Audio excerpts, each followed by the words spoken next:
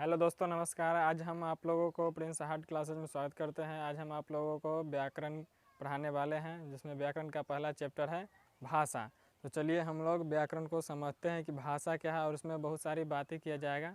तो चलिए हम लोग देखते हैं। बोर्ड पर हम पहले से ही लिख के रख चुके हैं कि आपका ज़्यादा टाइम ना ख़राब करे, इसलिए रखे हुए हैं। चलिए व्याकरण है, इसमें है कि व्याकरण प्रश्न है कि भाषा किसे कहते हैं। तो भाषा किसे कहते हैं? तो भाषा वह साधन है जिसके द्वारा मनुष्य अपने विचार एवं भाव दूसरों के सामने प्रकट करता है और दूसरों के भाव एवं विचार ग्रहण करता है एवं समझता है, उसे भाषा कहते हैं। जैसे कि हम लोग जो बोलते हैं हिंदी में, या कुछ हम लोग पढ़ाते हैं उड़ाते हैं, या कुछ घर पर बोलते हैं, वही भाषा है। जैसे हम लोग बोलते हैं कि किताब लाओ, चाहे ठेठी में इसको बोल देते हैं रे किताब इधर ला। तो ये क्या है? भाषा है। बहुत इंग्लिश में बोलता है, हिंदी में बोलता है, इसलिए यही इसी को हम लोग भाषा कहते हैं। कि भाषा वह साधन है जिसके द्वारा मनुष्य अपने विचार, मतलब हम बोल कर आपको बता रहे हैं, वही अपना विचार हो गया। अपने विचार दूसरों के सामने प्रकट करता है, मतलब दूसरे के सामने बोलता है और समझता है।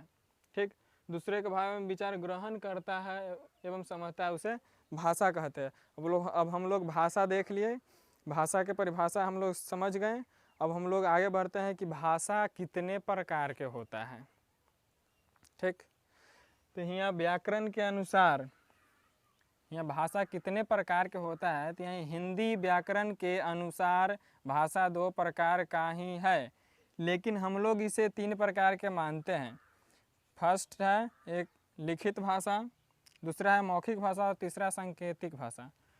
अब आप लोग कहते हुए है कि व्याकरण के अनुसार अगर 2 प्रकार का भाषा है, तो इसमें हम लोग 3 प्रकार के भाषा क्यों मानते हैं?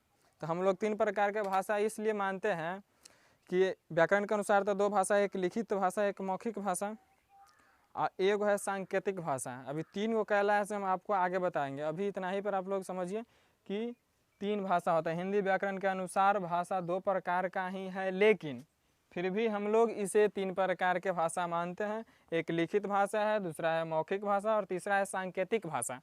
अब हम लोग बात करेंगे लिखित भाषा की। लिखित भाषा क्या है? लिखित भाषा किसे कहते हैं? तो भाषा के जिस माध्यम से हम किसी भी बात या शब्द को लिखकर दूसरे के सामने प्रकट करते हैं, उसे लिखित भाषा कहते हैं। जैसे में कि हम लोग लिखते हैं ना कि यह क्या है? यह राम है। ठीक, या फिर लिखते हैं यह श्याम है, यह श्याम है। या फिर हम लोग लिखते हैं यह कलम है। क्या है? यह कलम है। तो इसी को जिस भाषा को हम लिखकर प्रकट करते हैं, कॉपी पर लिख के बोलते हैं कि इधर आओ या एक गिलास पानी लाओ, या बोलते हैं कि भारत की राजधानी कहाँ है, अगर कॉपी पर हम लिखकर बोलते हैं या लिखकर किसी शब्द को प्रकट करते हैं, उसी को हम लोग क्या कहते हैं? उसी को हम लोग लिखित भाषा कहते हैं। तो इसका सीधा अगर कोई अगर पूछेगा कि लिखित भाषा किसे कहते हैं, उसका परिभाषा बताइए, तो आपको बताना है कि लिखित भाषा किसे कहते हैं। तो भाषा के जिस माध्यम से हम किसी भी बात या शब्द को दूसरे के सामने प्रकट करते हैं, उसे लिखित भाषा कहते हैं। जैसे में तो यह राम है, यह श्याम है, यह कलम है। ये जरूर नहीं कि लिखा दिया ही, इसमें ये भी हो सकता है यह पटना है, या किसी का नाम भी हो सकता है, यह अमन है, यह रमन है, कुछ भी हो सकता है। ठीक, अब दूसरा प्रश्न है कि मौखिक भाषा किसे कहते हैं? मौखिक भाषा किसे कहते हैं? तो मौखिक भाषा किसे कहते हैं? तो भाषा के जिस माध्यम से हम किसी भी बात को बोलकर प्रकट करते हैं या समझते हैं, उसे मौखिक भाषा कहते हैं। जैसे हम बोलते हैं कि एक गिलास पानी लाओ या किताब लाओ इत्यादि। प्रश्न दूसरा है कि मौखिक भाषा किसे कहते हैं?